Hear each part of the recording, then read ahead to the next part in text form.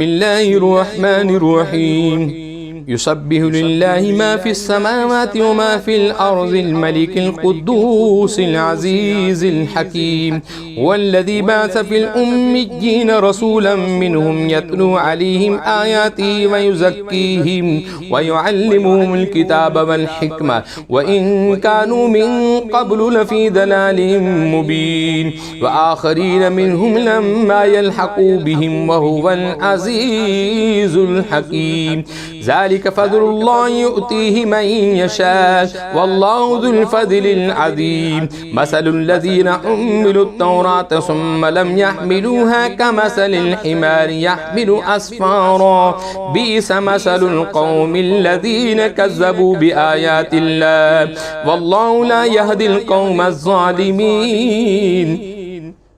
قل يا أيها الذين هادوا إن زعمتم أنكم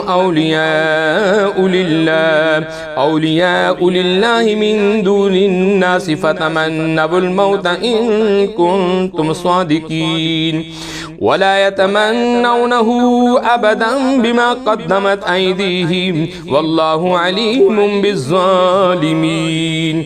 قل إن الموت الذي تفرون منه فإنه ملاقيكم ثم تردون إلى عالم الغيب والشهادة فينبئكم بما كنتم تعملون يا أيها الذين آمنوا إذا نودي للصلاة من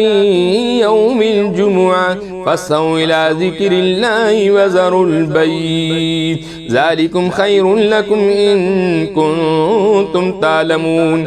فإذا قضيت الصلاة فانتشروا في الأرض وابتغوا من فضل